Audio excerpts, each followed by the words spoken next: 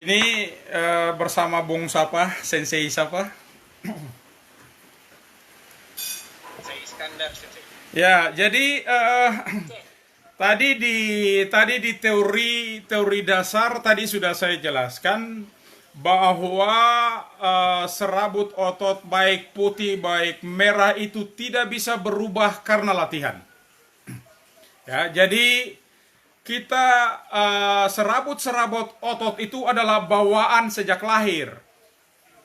Jadi seseorang lahir dengan apakah dia memiliki serabut otot putih yang dominan ataukah dia lahir dengan memiliki serabut otot merah yang dominan. Kalau saja dia lahir dengan memiliki serabut otot putih yang lebih dominan, maka dia akan menonjol atau memiliki kemampuan dalam hal kecepatan. Juga power, itu kalau dia memiliki serabut otot putih yang lebih dominan. Tetapi kalau seseorang memiliki atau dia dilahirkan dengan serabut otot merah yang lebih dominan, maka dia akan lebih cocok dengan daya tahan. Untuk itu, kita sebagai para pelatih, kita harus tahu atlet-atlet kita. Apakah dia memiliki serabut otot merah yang lebih dominan ataukah serabut otot putih? Kalau di atletik itu sangat berpengaruh. Karena di atletik itu otomatis orang yang memiliki serabut otot putih yang banyak, otomatis dia akan digiring ke nomor-nomor sprinter, lari jarak pendek, 100-200 estafet, ya, lari gawang gitu. Tetapi kalau dia memiliki serabut otot merah yang lebih dominan, maka dia lebih diarahkan kepada nomor-nomor lari jarak menengah, lari jarak jauh. Nah, tetapi kalau kita tarik ke atlet wadokai atau ke atlet karate, maka kita boleh berlatih. Tetapi masing-masing akan unggul di bidangnya masing-masing.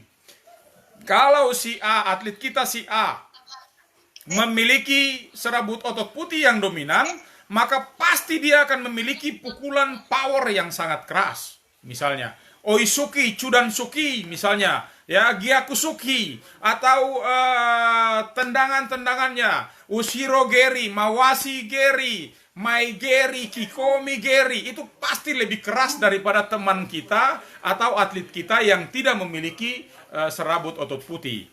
Jadi tinggal bagaimana atlet-atlet kita kalau semuanya, karena kita tidak bisa di karate, kita tidak bisa menolak, hey, kau serabut otot putih jangan berlatih dengan saya, kau tidak boleh masuk di karate, no, tidak bisa. Atau kau tidak, karena kau punya serabut otot merah, kau jangan berlatih di wadokai, no, tidak bisa juga. Tetapi bagaimana kita memanfaatkan mereka itu dengan keberadaan mereka, tapi kita spesialisasi mereka ke nomor mereka. Gitu. Jadi kalau nanti bertanding, ya kita jangan fight dengan orang-orang yang serabut otot putihnya dominan, kemudian kita memaksakan untuk harus full power dengan mereka. Kita bisa KO karena mereka pasti akan sangat full power, gitu. Tapi kalau kita memiliki daya tahan yang unggul, ya kita berusaha bermain supaya ronde-ronde terakhir, ronde pertama menit terakhir, ronde kedua menit terakhir, ronde ketiga menit terakhir, misalnya. Sehingga menit-menit terakhir itu kita memanfaatkan kelebihan-kelebihan kita dalam hal daya tahan tadi untuk bisa mengungguli lawan kita yang memiliki serabut otot putih yang dominan. Jadi sekali lagi saya tekankan bahwa orang yang memiliki serabut otot putih atau serabut otot merah itu tidak bisa dirubah atau tidak bisa berubah atau tidak bisa berubah karena latihan. Jadi biar kau latihan sampai setengah mati, kau latihan dari pagi sampai malam, kau latihan sampai berpuluh-puluh tahun, serabut ototmu tetap tidak berubah. Ya, kondisinya tetap akan seperti itu. Saya kira itu yang bisa saya sampaikan. Terima kasih. Ada lagi yang lain? Baik, dari Sensei Bayu tadi ada pertanyaan. Iya. Lanjut berikutnya Sensei Resmini.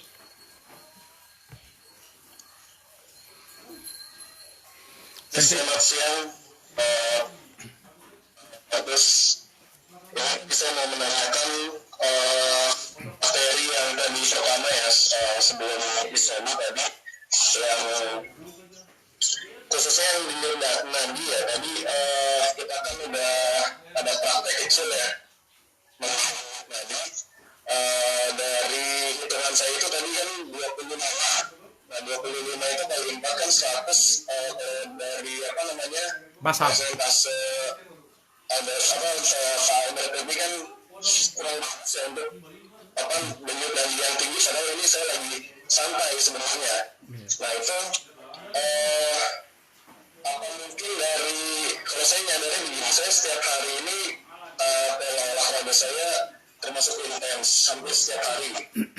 Nah itu apakah itu berpengaruh juga gitu, dan mungkin waktu istirahat saya juga mungkin kurang gitu. Soalnya kadang saya olahraga ini sebenarnya bukan karena olahraga ya, kayak lebih apa ya, ingin aja kayak orang kayak anak-anak kecil untuk main bola tuh ya kayak karena mereka ingin aja, karena mereka harus gitu ya.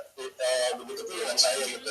Jadi saya kadang nggak bisa membedakan ini sebenarnya kadang udah capek, cuma saya nggak nyadar, atau mungkin saya nyadar tapi tetap secara psikis saya denial gitu ya kalau saya udah capek. Nah ini gimana caranya gitu saya bisa apa ya mengurangi intensitas olahraga, mungkin apa yang harus berubah dari pola apa namanya olahraga saya sesuai dengan terima kasih. Bung Bayu ya. Ya.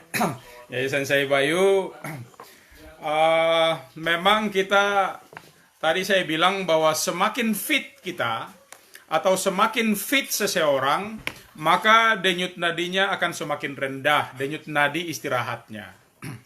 Jadi kalau denyut nadi istirahat itu akan bagus waktu kita ambil denyut nadi basal. Denyut nadi basal itu adalah denyut nadi bangun tidur. Kalau tadi yang kita ambil itu bukan denyut nadi apa-apa, bukan denyut nadi basal, juga bukan denyut nadi latihan, juga bukan denyut nadi istirahat. Maka untuk memastikan Bung Bayu itu fit atau unfit, itu nanti boleh untuk besok pagi boleh dicoba. Kalau tadi misalnya dapat 25, padahal setiap hari berlatih, maka banyak hal yang bisa mengganggu. Kita mungkin baru saja jalan ke kiri dan jalan ke kanan, itu denyut nadi kita langsung naik. Atau kita lagi sementara berdiskusi dan kita tertawa, kita itu juga denyut nadi kita naik. Ketika kita lagi tegang, ada yang membuat kita kaget dan segala macam, itu juga denyut nadi kita akan naik. Jadi banyak faktor yang bisa mengakibatkan denyut nadi seseorang itu akan naik. Untuk itu, kalau tadi kita ukur pakai yang rumus 15 detik ya, 15 detik dikalikan 4 hasilnya dikalikan 4. Jadi kalau misalnya tadi 15 detik sudah 25 kali dikalikan 4 berarti 100. Kalau 100 itu berarti sudah di atas denyut nadi normal, antara 60 sampai 80 itu sudah di atas. Berarti kalau kita belum berlatih lagi sudah denyut nadi 100, maka dari 100 untuk sampai ke denyut nadi maksimal itu sudah sedikit sekali. Maka orang masih berlatih dalam jangka waktu yang panjang, kita berlatih sedikit saja kita sudah sampai di finish, sudah selesai, kita harus istirahat lagi. Untuk itu nanti dihitung ulang lagi. Mungkin tadi itu saya punya stopwatch yang bermasalah, atau kan tadi itu karena cuma dihitung satu kali saja, jadi bisa juga error. Jadi nanti pulang sebentar malam hitung lagi. Tetapi kalau ternyata besok pagi itu setelah dihitung denyut nadinya masih seperti itu, bisa yang pertama adalah mungkin karena kita banyak begadang, mungkin kita ada nervous, mungkin kita juga ada konsentrasi buyar, atau juga mungkin bawaan kita. Ada orang yang punya kelainan juga ketika dia bukan atlet tapi denyut nadinya rendah sekali. Ada yang dalam waktu stabil, dia menganggap semuanya fisik berlatih bagus tapi denyut nadinya tinggi. Ini juga ada keadaan khusus dari masing-masing orang yang juga bisa menjadi sebagai penyebabnya. Jadi nanti silakan dicoba lagi pakai stopwatch yang baik, lalu kemudian menghadap ke jam dinding atau bangun pagi sebelum kita beraktivitas apa-apa langsung kita ambil denyut nadi basal kita dulu. Jadi itu. Jadi tadi saya memberikan contoh itu ya.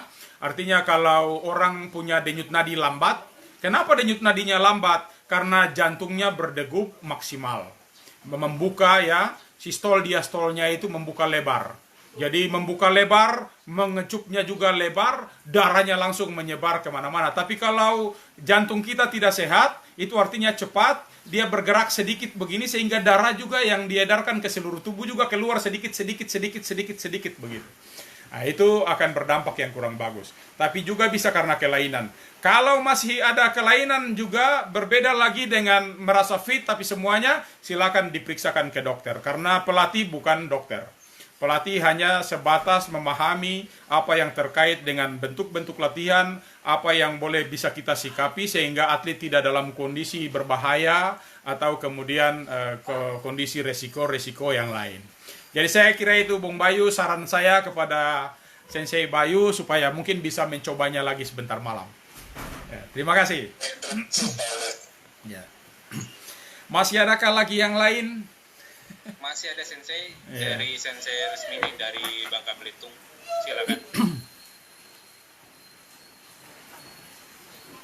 Iya. Sensei Rusmini kah? Halo, Assalamualaikum. Waalaikumsalam. Selamat sore. Selamat sore. Sensei, saya ingin bertanya namun di luar dari materi, karena menurut saya materi ini sangat cukup jelas, namun masih berkaitan dengan hal ini. Pertanyaannya, apa yang sebaiknya yang dilakukan pada saat mendekati pertandingan, misalnya H-1 pertandingan. Nah, apakah masih layak untuk latihan? Karena saya mengalami latihan di H-1 dan latihan yang dilakukan itu 5 jam tanpa berhenti, maksud saya tanpa istirahat. Dan menurut saya, latihan yang pelatih saya berikan itu terlalu berat, sehingga efeknya pada hari H pertandingan, fisik kami melemah. Padahal di 5 hari sebelum hari H itu kami latihan ringan atau masa tenang istilahnya, dan itu membuat saya itu tidak sabar untuk mengeluarkan daya ledak untuk bertanding. Tapi pada kenyataannya di hari H itu kami fisiknya lemah. Dan pertanyaannya, apakah hal yang dilakukan oleh pelatih saya itu sudah tepat? Dan apabila tidak tepat, hal ini tidak akan saya berikan kepada atlet saya. Terima kasih. Baik, Sensei siapa tadi? Rukmini ya? Ya. Ya, itu memang agak keliru ya. Kalau saya tidak mau bilang salah, maka keliru gitu ya. Jadi seharusnya kita di hari-hari terakhir itu sudah harus mengumpulkan tenaga, mengumpulkan energi, istirahat yang cukup, makan makanan bergizi. Kalau ada suplemen-suplemen yang bisa ditambahkan, silakan ditambahkan, sehingga pada akhirnya kita memiliki simpanan energi yang banyak untuk nanti kita tuangkan waktu bertanding nanti. Jadi kalau sudah satu minggu terakhir itu cukup jogging-jogging ringan, kayak kegiatan-kegiatan yang sifatnya aerobik, dibarengi dengan latihan-latihan fleksibilitas. Nah, itu sudah cukup. Jadi tidak perlu harus lagi mengeluarkan energi yang banyak. Jadi kalau masih panjang, jauh-jauh hari, mungkin masih bisa latihan power dan segala macam. Tapi kalau sudah dekat-dekat seperti itu, saya menyarankan untuk tetap menjaga stamina, kurangi latihan, hanya latihan relaksasi saja. Lalu dengan latihan relaksasi yang banyak, latihan-latihan yang sifatnya aerobik, maka tenaga kita akan tersimpan, pada waktunya energi itu akan keluar dan meledak-ledak dengan maksimal. Jadi itu yang bisa saya sampaikan. Sekali lagi, kalau memang sudah pernah melakukan seperti itu, sendiri sudah bisa merasakan bahwa ternyata saya tidak memiliki apa-apa.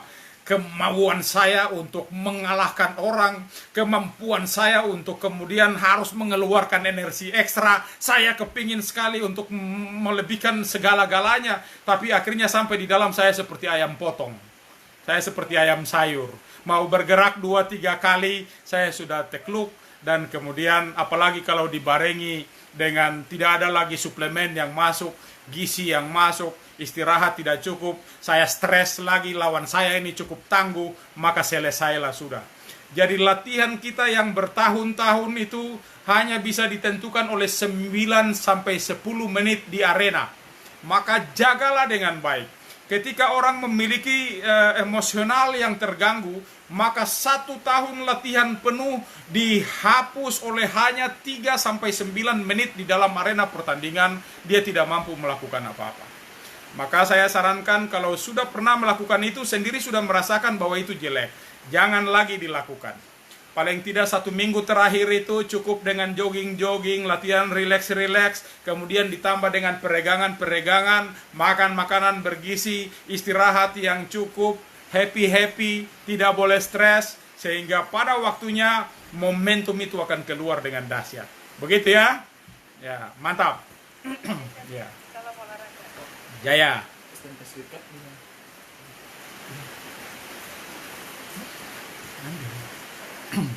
Ya, mungkin masih ada lagi yang lain, silakan.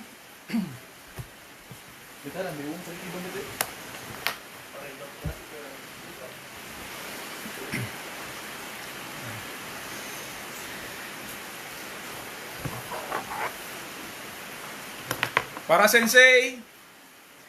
Nah, siap Sensei. Ini ada beberapa lagi yang mau bertanya Sensei. Iya, silakan. Dari Puspa dan Zulhelmi ya. Silakan.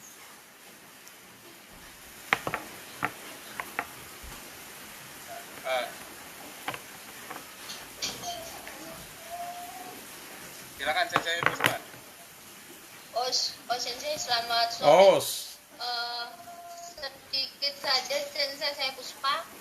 Untuk masalah recovery Sensei atau pemulihan, apakah setiap kita melakukan pemulihan setelah melakukan satu gerakan begitu saja, itu berapa menit untuk bisa kembali ke siap nadi untuk mulai melakukan gerakan kembali? Itu yang pertama. Yang kedua, sama masih dalam masa pemulihan, kalau kita bertanding di karate itu untuk ke round berikutnya itu kan waktunya tidak sama, tergantung kita menunggu bagan, biasanya seperti itu Sensei. Apa trik yang harus kita lakukan untuk bisa atlet ini kembali ke nadi siap bertanding lagi? Kalau di tinju kan 3 round, istirahatnya 1 menit, oh dia sudah pulih, dia round kedua bisa fight kembali. Nah, kalau di karate biasanya menunggu bagan berikutnya untuk bisa bertanding siap lagi. Nah, apa yang dilakukan Sensei supaya atlet kita tetap bisa bertanding maksimal pada round berikutnya, pada pertandingan berikutnya, babak berikutnya? Terima kasih Sensei. Jadi pertanyaan yang bagus. Jadi pertama, di dalam waktu-waktu pemulihan, waktu-waktu recovery, itu sebaiknya jangan menggunakan berapa lama waktunya. Tetapi sebaiknya saya sarankan untuk menggunakan denyut nadinya sudah sampai di tahap apa. Jadi kita berlatih, sudah lelah, kita beristirahat. Berapa dianjurkan? Ya kita anjurkan untuk berlatih, denyut nadinya kita kontrol. Ya kita harus tahu denyut nadi maksimal, kan sudah harus punya data ya. Maka waktu denyut nadi kita turun sampai 60%, 70% sudah bisa fight lagi. Ya, jadi kita berlatih lagi setelah denyut nadi kita turun 60-70%. Kalau terlalu jauh ke bawah jelek. Kalau terlalu tinggi di atas belum sampai denyut nadi itu ya 70%, kita sudah mulai lagi, maka juga kita akan kewalahan. Jadi saya sarankan sekali lagi, jangan menggunakan waktu. Ya, waktu tidak bisa boleh, tapi kalau itu ada 1 atau lebih atlet kita akan sulit mengontrolnya. Maka sebaiknya menggunakan denyut nadi istirahat kita itu berada pada tataran 60-70%. Jadi kalau sudah ada di antara itu, silakan fight. Jadi kalau atlet yang misalnya berumur 20 tahun, ya 20 tahun, setelah dia capek, waktu istirahatnya kita istirahat sebentar. Setelah istirahat 60%, artinya denyut nadinya sudah 120 sampai 70%, artinya denyut nadinya sudah sampai di 140, sudah bisa suruh fight lagi. Jadi kita tidak ketinggalan. Itu yang untuk menjawab pertanyaan pertama, berapa lama recovery yang dibutuhkan untuk akan memulai lagi suatu sesi itu. Sedangkan yang kedua, itu terkait dengan waktu jeda. Kalau saya sudah menang, kemudian saya akan bersiap-siap lagi untuk bertanding pada pertandingan berikutnya. Kira-kira latihan apa yang harus saya lakukan? Saya menyarankan Anda untuk tidak lagi melakukan latihan-latihan berat. Cukup latihan-latihan yang sifatnya aerobik. Misalnya Anda jogging sedikit, ya, jogging sedikit, lalu kemudian dibarengi dengan latihan-latihan fleksibilitas. Dibantu lagi dengan masas-masas, karena itu untuk Anda latihan, ya Anda menunggu waktu pertandingan berikut setelah Anda melakukan pertandingan yang pertama. Setelah pertandingan yang pertama itu, waktu Anda beraktivitas dengan tingkat tinggi, itu ada racun-racun yang tersimpan di dalam tubuh yang tadi saya bilang, kalau kayu kita bakar itu ada arangnya. Waktu kita beraktivitas tingkat tinggi, di dalam tubuh kita itu ada yang namanya zat asam arang, CO2 itu, asam laktat, itu tersimpan di dalam tubuh. Bagaimana mengeluarkannya? Mengeluarkannya bisa dengan cara jogging perlahan-lahan. Kalau waktunya masih 3 jam lagi baru bertanding, kita masih bisa jogging sebentar untuk membakar kembali racun-racun yang ada di dalam tubuh, ya, sisa-sisa pembuangan itu untuk dirubah kembali menjadi energi baru. Itu. Atau kalau waktunya terlalu mepet karena cuma 1 jam, ya saya tidak menyarankan Anda untuk jogging-jogging lagi. Tetapi cukup untuk masas, ya. Dengan masas itu akan membantu memperlancar peredaran darah, melakukan peregangan, sehingga dengan sendirinya Anda kembali siap, stabil untuk bertanding lagi. Jadi tidak harus latihan-latihan berat lagi. Anda cukup istirahat, ya. Tetapi juga jangan sampai kalau waktunya dekat Anda paksa untuk tidur. Itu juga sangat jelek. Jangan tidur, ya. Ada yang kemudian memaksakan untuk tidur, maka dia akan memulai lagi dengan dari nol. Maka kita akan membutuhkan waktu yang panjang lagi untuk menaikkan suhu tubuh kita, menyiapkan tubuh kita untuk berhadapan dengan aktivitas yang lebih berat. Kemungkinan cedera bisa saja terjadi. Jadi itu masukan-masukan saya, mudah-mudahan bermanfaat. Terima kasih. Masih ada lagi kah? Oke, berikutnya dari Sensei Zulhelmi, ya. Ya.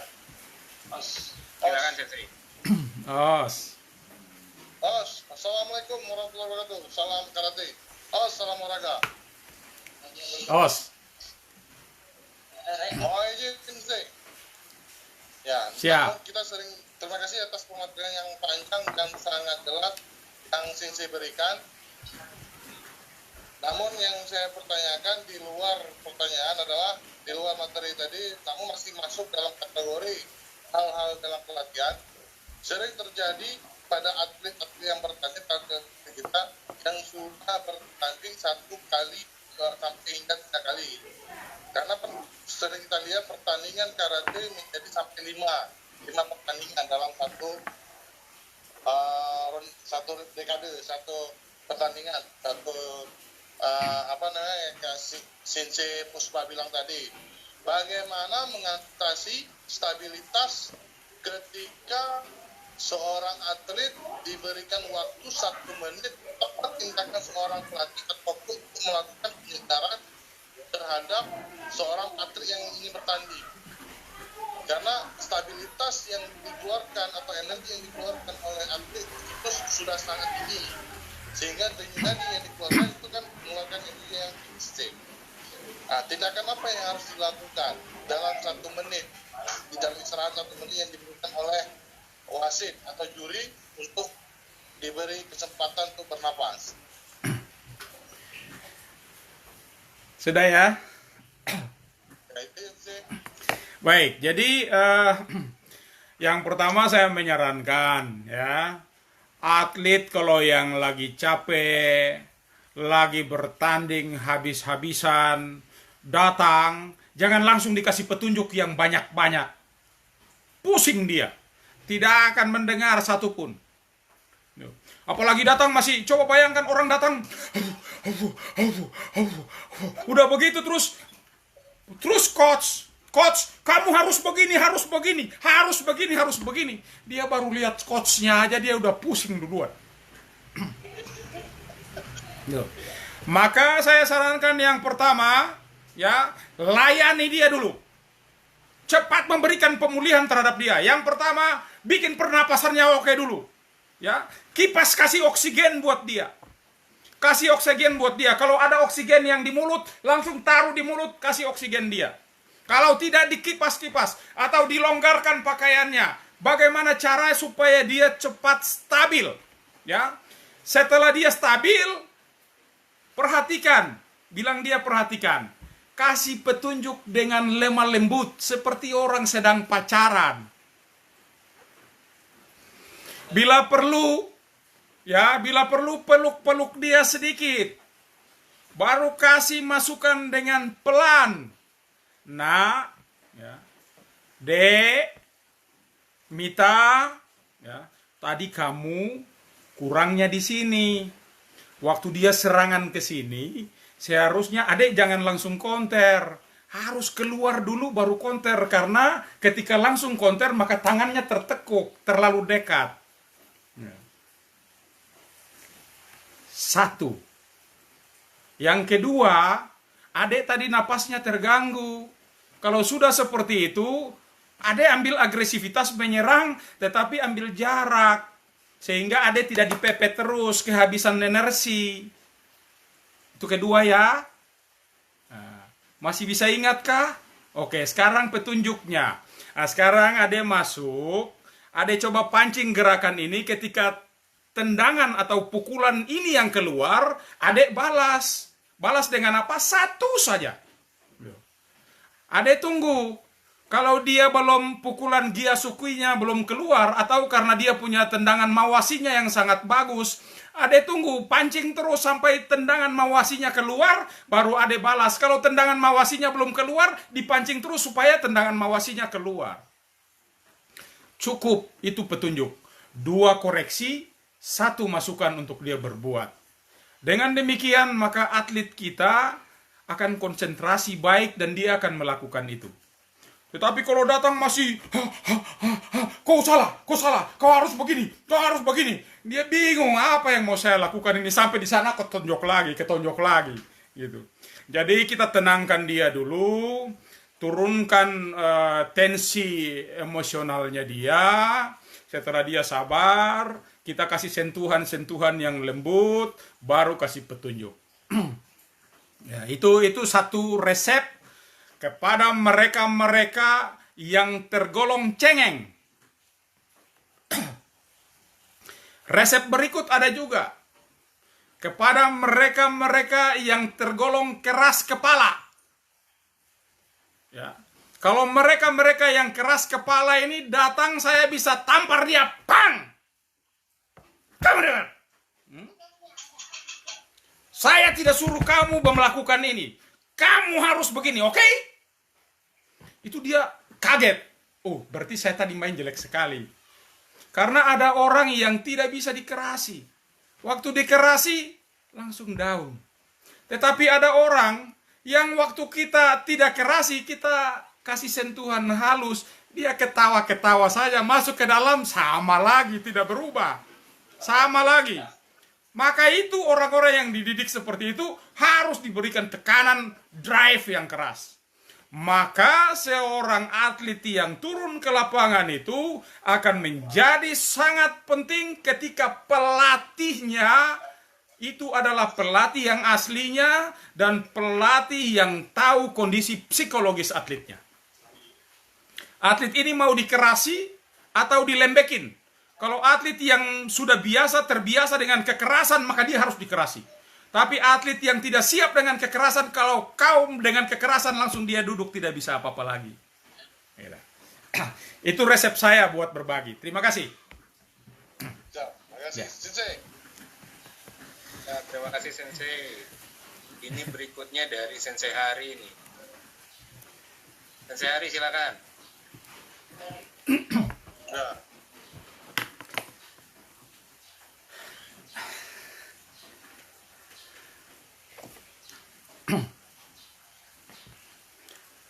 Halo Sensei Hari. Nggak kedengaran suaranya Sensei Hari. Sensei Hari suaranya nggak terdengar. Mungkin kalau ada kendala bisa diketik aja pertanyaannya. Ya. Sambil mengetik mungkin ada yang lain.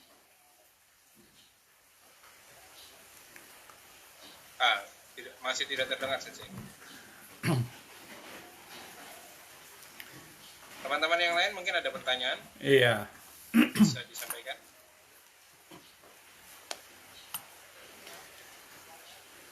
Belum Sensei. Belum kedengaran. Kedengaran kecil sekali.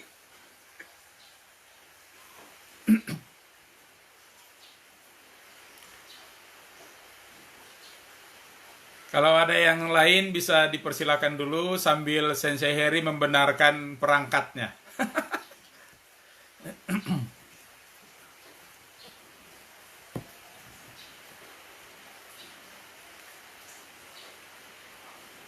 Belum kedengaran Sensei? Kedengaran Sensei, mungkin teman-teman yang lain bisa raise hand untuk kita munculkan di layar. Iya. Sensei Hari mungkin bisa diketik saja pertanyaannya. Iya. Sambil mengetik mungkin yang lain bisa melanjutkan.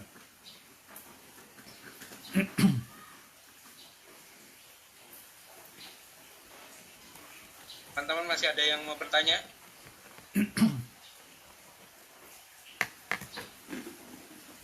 Ya.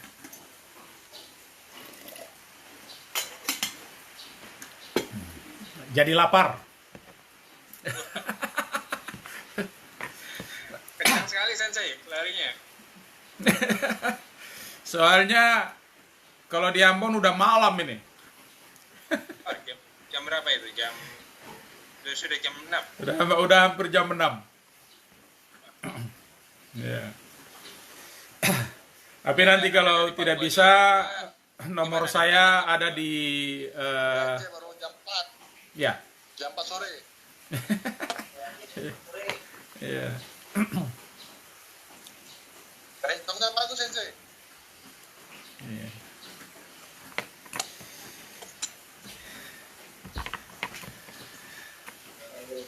Rencong aja bagus, Sensei. Boleh bisa, Sensei. Kembalikan.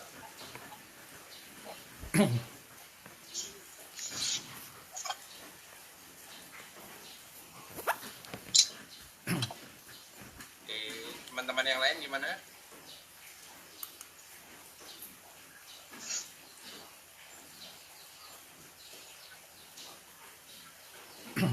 Jadi ada satu pertanyaan ini dari Bung Mansur ya. Jadi bagaimana caranya kita mengetahui atau membedakan antara seorang atlet yang mempunyai serabut otot merah atau serabut otot putih? Ya, jadi ini mungkin pertanyaan yang cukup baik. Yang pertama tadi di dalam teori saya sudah menyatakan semestinya itu ada tes lab ya, tes laboratorium, ya, itu namanya tes biopsi. Tetapi sekarang tes itu justru sudah dilarang, tidak boleh lagi. Sehingga mungkin kita kembali ke yang manual-manual saja. Kalau yang terkait dengan manual-manual, maka yang pertama tadi kita lihat faktor keturunannya, gen. Ya, faktor keturunan. Kalau kita sulit mendeteksi anaknya, kita bisa mendeteksi orang tuanya. Apakah orang tuanya mantan atlet atau tidak, bagaimana prestasinya, ada punya catatan prestasi atau tidak. Kalau itu bisa ditemukan, berarti kita memiliki data yang cukup baik. Tetapi yang selanjutnya juga, kalau tidak bisa, kita tidak tahu latar belakang keluarganya, orang tuanya, di dalam tempat latihan itu kita bisa mengamati dia. Mengamati dia. Biasanya anak-anak yang memiliki serabut otot putih yang dominan, itu gerakannya selalu cepat. Ya. Kalau disuruh apa-apa, jalannya tidak pernah lambat. Cepat. Jadi kalau, nak tolong ambil papa obeng, terus lari ke sana. Terus balik pak. Ini sudah selesai. Gerakan ke situ cepat, ke sini cepat, bikin itu cepat, semuanya cepat. Itu berarti kita bisa mengidentifikasi anak ini memiliki serabut otot putih yang dominan. Tetapi ada anak-anak yang di dalam tempat latihan justru semuanya serba lambat. Ya. Pukul lambat. Ya, meski ada yang keras. Ada orang tetapi keunggulannya, orang sudah istirahat, dia belum istirahat, dia masih melakukan latihan meskipun dengan slow, tapi dia bisa bertahan dalam jangka waktu yang lama. Itu berarti anak-anak ini memiliki dominan serabut otot merah. Nah, sehingga kita bisa mengenali ciri-ciri itu di masing-masing atlet kita. Oh, anak ini selalu latihan, kalau pukul tidak pernah lambat. Kalau jalan tidak pernah lambat. Jalannya selalu cepat, apalagi lari. Kita sulit sekali menjangkau dia.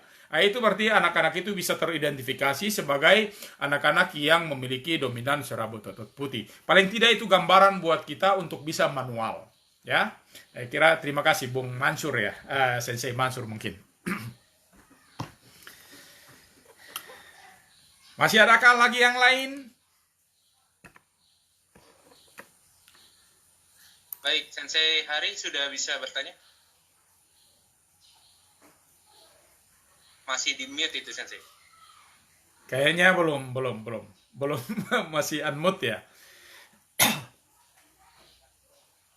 Gimana, Sensei? Suaranya bisa keluar?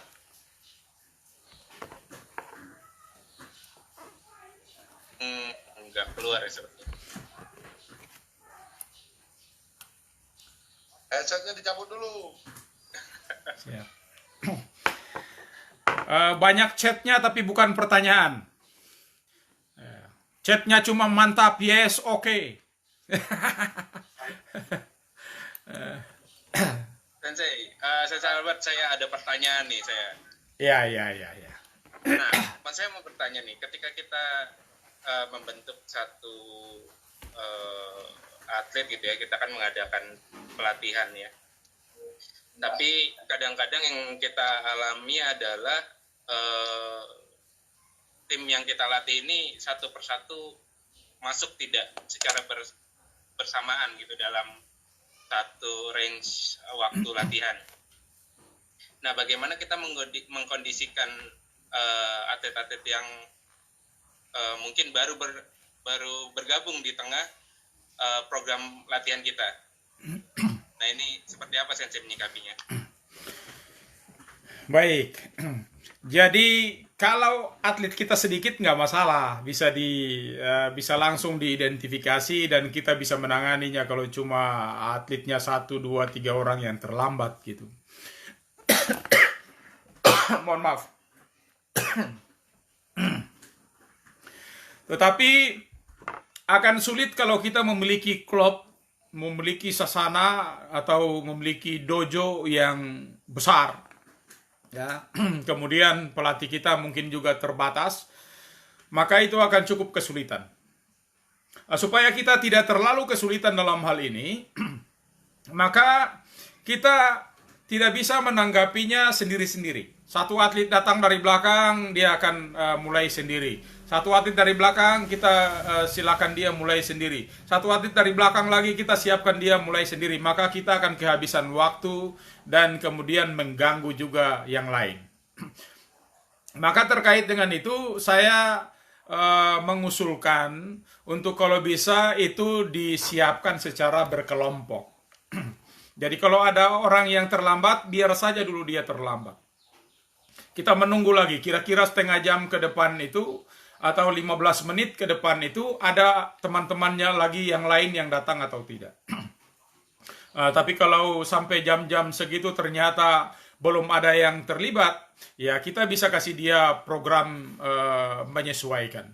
Meskipun mereka yang lain sudah jalan duluan, ya kita berusaha untuk dia tetap mengikuti program yang kita sampaikan. Kecuali mungkin karena kondisi sudah larut malam atau kondisi yang tidak memungkinkan, itu mungkin kita bisa batasi, tidak bisa kita berikan full seperti teman-temannya yang pertama, karena tentu saja akan mengganggu konsentrasi kita, harus terbagi-bagi, kemudian juga harus memperhatikan secara rutin apa yang akan kita evaluasi, itu akan sangat sulit.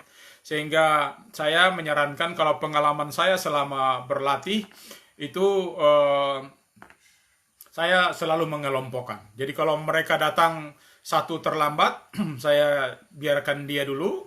Kalau ada hukuman disiplin, ya kita berikan hukuman disiplin, tetapi yang fisik tidak membahayakan, tetapi justru sebaliknya memberikan dia menjadi lebih semangat, lebih kuat, dan lebih disiplin. Itu yang baru kita berikan, baru kemudian kita susulkan dengan bentuk-bentuk gerakan yang lain. Tetapi tetap harus mengikuti sistematika yang ada dari sesi latihan hari itu. Jangan kita abaikan karena sudah terlambat, tidak pemanasan lagi, langsung kita gabung dengan mereka-mereka yang sudah pemanasan lebih dulu, kemudian itu akan membahayakan. Saya lihat tadi malam juga, saya sempat membuka YouTube, ada klub-klub yang menurut saya sangat tidak pantas untuk menjadi klub, karena latihannya tidak teratur, tidak tahu di mana latihan dasarnya, mana latihan yang sederhananya, mana yang latihan yang kompleksnya. Anak-anak yang belum bisa sparring sudah dipaksa untuk sparring, maka sebaliknya akan membuat anak itu menjadi bukan bertambah baik, tetapi menjadi penakut. Nah, jadi ini menjadi catatan penting buat kita. Anak yang belum siap untuk sparring, jangan kita paksakan untuk sparring.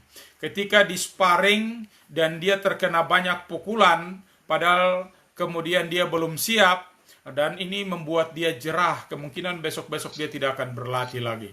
Atau kemudian dia tetap berlatih, tetapi akan berubah atau menjelma menjadi orang yang penakut karena dia pernah dipukul sampai habis-habisan. Ya, atau kalau anak yang mentalnya kuat, tidak apa-apa. Tapi kalau anak yang mental tidak kuat, maka problem-problem yang tadi saya sampaikan itu bisa sangat menjadi masalah baru atau problem baru di dalam kehidupan dia. Nah, tapi kalau kembali ke pertanyaan tadi, saya menyarankan untuk dikelompokkan. Tetapi kalau cuma sampai menunggu waktu yang sudah terlampau panjang, setengah jam, belum juga ada teman-teman yang datang, maka silakan dia menyesuaikan sambil suruh dia pemanasan, sambil menunggu teman yang lain, belum ada juga, maka silakan kita gabungkan dia dengan program-program, dengan prinsip tetap mengawali mulai dari yang sederhana ke yang kompleks kalau itu bersifatnya teknik, tapi kalau itu sifatnya fisik, mulai dari kondisi-kondisi yang lebih umum kepada kondisi-kondisi fisik yang lebih khusus. Gerakan-gerakan yang general, yang umum, kemudian masuk ke gerakan-gerakan yang sifatnya lebih khusus. Saya kira itu yang bisa saya sarankan. Terima kasih, Bung Peggy. Baik, terima kasih, Sensei. Iya. Dari rekan-rekan yang lain mungkin ada pertanyaan lagi. Sensei Hari, untuk teman-teman yang mau bertanya tapi nggak bisa menyampaikan, bisa sampaikan lewat grup WA. Iya. Boleh Pak Sensei? Silakan Sensei.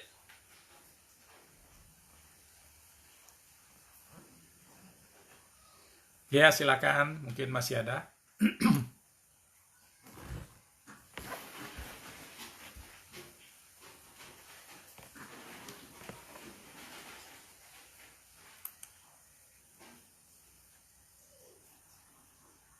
Ya, Sensei Zulhelmi tadi ada yang mau disampaikan?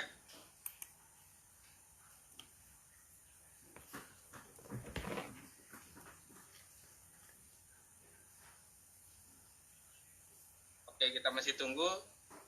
Masih ada sekitar 5 menit lagi. Iya, ada 4 waktu Indonesia bagian Ada satu pertanyaan. Ini yang dari Sensei Hari. Jadi ini terapi apa yang baik untuk memulihkan cedera otot pasca pertandingan, ya. Apakah boleh kita menggunakan es batu untuk merendam tubuh? Ya, jadi terapi-terapi tergantung kalau cedera ya. Kalau cedera maka kita banyak disarankan untuk menggunakan sistem RICE. Ya.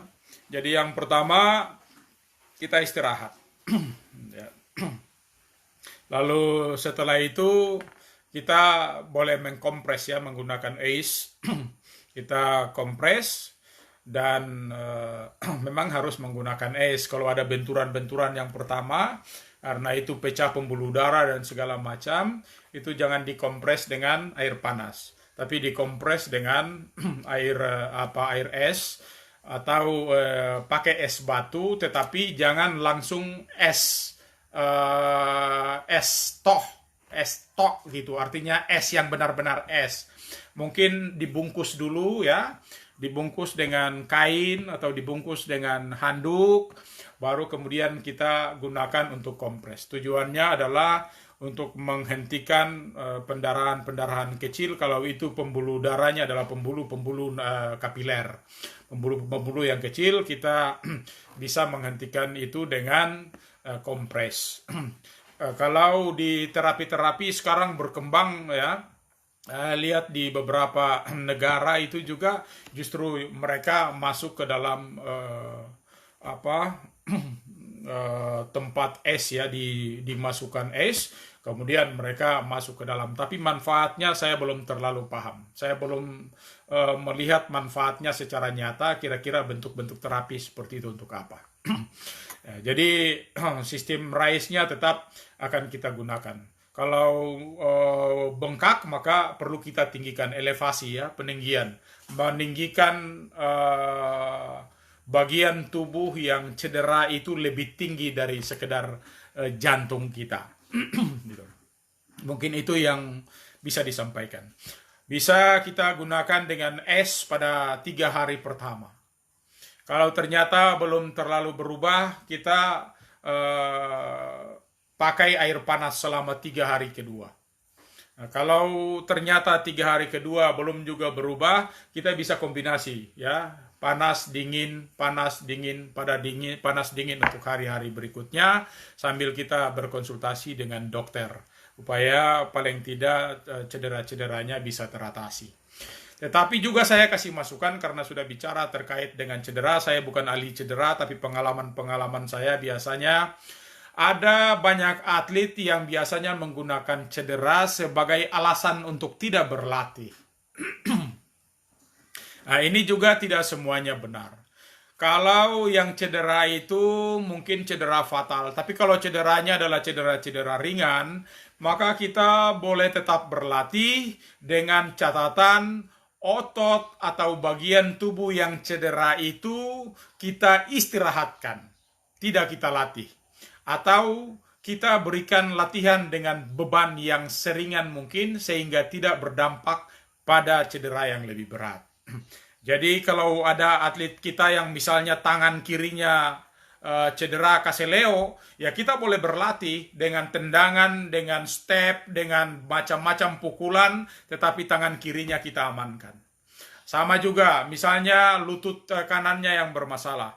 Mungkin kita boleh berlatih yang lain, tetapi lutut kanannya kita istirahat. Karena kalau bicara tentang lutut itu biasa bahaya, maka kita perlu juga memperlakukan lutut kita yang tinggal satu yang tidak cedera itu juga dengan sangat hati-hati. Karena bagaimanapun lutut tidak pernah dijual di pasar ya. Meskipun kita dengan operasi dan segala macam, itu lutut kita akan mengalami dampak yang kurang bagus sampai selama-lamanya. Ya. Jadi mudah-mudahan itu menjadi catatan kritis buat kita. Tetapi kita pelatih juga jangan sampai kehilangan momen karena atlet kita mengatakan dia cedera dan dia tidak bisa berlatih. Ya. Atlet yang menstruasi pun juga bisa berlatih.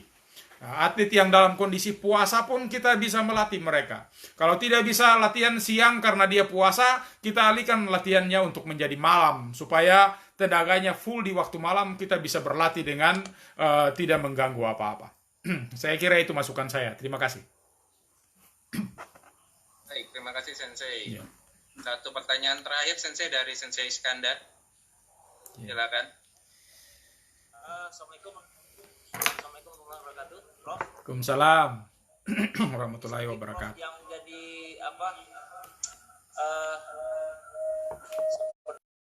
lagi dijelaskan bagan yang saya lihat ada psikologis, kemudian dan ada beberapa yang berkesinambungan. Yang saya baca tadi, yang agak saya lihat tadi mengenai pedagogi. Biasanya kalau pedagogi itu maksudnya di seperti guru gitu. Apa untuk apa gitu harus masuk pedagogi gitu sih? Karena baru saya temu setiap yang ikut pelatihan baru termasuk inilah yang saya lihat kok ada pedagogi. Biasanya pedagogi itu terdapat pada guru gitu. Terima kasih. Iya, jadi kita tadi perannya. Jadi pelatih memiliki peran ganda. Peran ganda itu banyak, ya. Jadi peran ganda tadi bisa sebagai guru, bisa sebagai instruktur, bisa sebagai penegak disiplin, dan banyak-banyak yang tadi itu. Nah, kalau kita melatih, prinsip-prinsip pedagogi itu sangat penting. Mengapa? Itu prinsip-prinsip pembelajaran itu tidak salah itu. Apa yang diajarkan oleh guru terhadap murid, itu cara-cara itu kita membelajarkan murid kita dengan cara-cara seperti itu. Misalnya dari sudut pandang. Kalau saya berhadapan dengan atlet saya, dia dari depan, saya dari sini, maka saya akan gerakan kiri di sebelah kiri, dia gerakan kiri di sebelah sana, maka sudah berbeda. Tetapi kalau saya membelakangi dia, maka gerakan saya akan sama persis dengan dia. Maka cara-cara pandang, tempat kedudukan, bagaimana memberikan contoh yang bisa dia lihat. Ya. Kalau kita memberikan contoh, tapi kita membelakangi dia di belakang, kita memberikan contoh, ini Gedan Bare yang bagus. Kita bikin ke depan, dia di belakang tidak bisa melihat. Ini bentuk-bentuk pedagogi metodik yang tidak bagus. Jadi apa yang sebenarnya dilakukan oleh guru waktu membelajarkan siswa-siswanya, cara itu kita pakai untuk melatih murid kita dengan cara-cara seperti itu. Bagaimana mengajar yang baik, tidak membelakangi siswa, bagaimana membuat siswa untuk lebih bergairah, itu semua metode-metode yang sangat inovatif yang harus kita terapkan di waktu latihan. Lalu kita jangan monoton dengan satu cara saja. Latihan dengan tujuannya sama dengan cara-cara yang berbeda. Artinya kita akan mendapatkan power. Tapi saya mendapatkan power itu dengan pertama, saya bisa menggunakan metode pliometrik. Saya juga bisa mendapatkan power dengan metode yang neural. Saya bisa mendapatkan power dengan metode TCCSM. Time control speed itu bisa dipakai. Jadi banyak sekali metode-metode yang bisa kita gunakan untuk sampai pada tujuan yang sama-sama kita harapkan. Maka cara-cara didaktik metodik oleh seorang guru itu sangat penting untuk kita terapkan di kelas kita. Kelas kita itu ada di ruangan kita, di dalam ruangan itu kelas, di luar ruangan di lapangan itu juga kelas. Jadi di dalam arena itu kelas, berlatih di lapangan itu kelas, berlatih di dalam ruangan itu semua adalah kelas. Maka seyogianya metodik, didaktik, pedagogik itu semua wajib kita lakukan terhadap mereka. Begitupun terhadap anak-anak, bagaimana strategi kita? Terhadap orang dewasa, bagaimana strategi kita? Terhadap kakek-kakek, saya latihan dan saya lebih tinggi dari dia, tapi dia tua. Dia orang yang saya hormati. Saya harus menggunakan cara-cara tertentu. Jangan semena-mena. Wah, dan saya sudah dan 7. Dia ini kakek-kakek cuma dan 2. Saya bisa bertindak semena-mena. Itu juga tidak bagus. Ya, jadi itu cara-cara saja. Bagaimana didaktik, metodik, pedagogik yang dilakukan oleh seorang guru itu sangat baik untuk kita transfer ke dalam bentuk-bentuk latihan kita di kelas, di dalam lapangan, di ruangan, di tempat kita berlatih. Terima kasih. Terima kasih. Os, baik. Terima kasih atas pertanyaannya teman-teman hari ini. Diskusinya aktif sekali hari ini. kita sudah sampai di penghujung acara. Dari kemarin kita sudah belajar banyak dari berbagai narasumber. Cukup banyak ilmu yang sudah kita terima. Sensei Albert, terima kasih atas waktunya. 1 hari ini full. Saya bayar utang terhadap sahabat saya yang tidak masuk. Baik, terima kasih banyak. Saya punya pengalaman Sudah mengikuti. di beberapa kali, bukan beberapa kali, antara tahun 2017, 18, 2019, kami punya program turun ke daerah-daerah. Itu saya dalam 1 hari bisa mengajar sampai 12 jam. Ya paling tidak, meskipun capek, kita harus tetap semangat gitu. Ya. Baik, mudah-mudahan dengan adanya coaching klinik ini kita bisa menghasilkan pelatih-pelatih yang Ya. baik dan bagus untuk Wadokai demi perkembangan atlet-atlet kita. Ya. Baik teman-teman yang lain, kita sudah sampai di penghujung acara. Terima kasih atas dukungan semuanya. Mohon maaf dari Ibu Sekjen, Sensei Ade, dan Waketum PB Wadokai, Sihan Robert, tidak bisa bergabung karena kendala teknis, sehingga saya wakilkan untuk penutupan. Terima kasih semuanya. Untuk